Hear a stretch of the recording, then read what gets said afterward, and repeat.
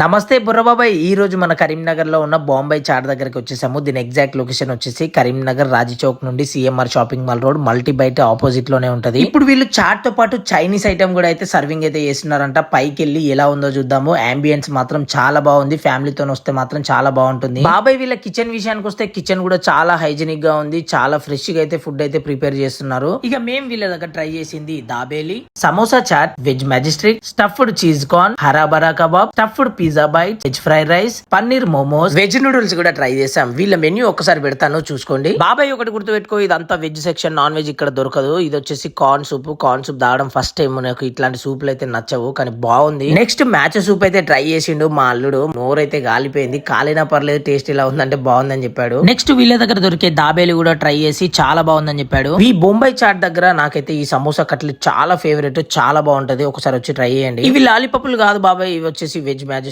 ఇవి కూడా చాలా బాగున్నాయి. దీని పేరే డిఫరెంట్ గా ఉంది. ఇది హరాబరా కబాబ్ అంట. నాకైతే టేస్ట్ అంతగా ఎక్కలేదు బాబాయ్. ఇక మా చిన్న బుర్ర బాబాయ్ స్టఫ్డ్ చీజ్ కార్న్ తో పాటు స్టఫ్డ్ పిజ్జా బయట కూడా ట్రై చేశాడు. చాలా బాగుంది మామయ్య అని చెప్పాడు. ఇవి వచ్చేసి ఫ్రైడ్ పన్నీర్ మోమోస్. దీని టేస్ట్ మాత్రం చాలా బాగుంది. నెక్స్ట్ ఈ వెజ్ ఫ్రైడ్ రైస్ ట్రై చేసా బాబాయ్. నెక్స్ట్ లెవెల్, చాలా బాగుంది. తప్పకుండా ట్రై చేయండి ఇది. నెక్స్ట్ వెజ్ నూడిల్స్ కూడా ట్రై చేసినాం. టేస్ట్ కూడా అదిరిపోయింది. వెజ్ లవర్స్ కి అయితే ఇక్కడికి వస్తే పండగే బాబాయ్. బాబాయ్ నీకోసం ఇట్లాంటి మంచి వీడియోలు తీసుకొస్తా. కొంచెం ఫాలో చేసి సపోర్ట్ చేయ బాబాయ్.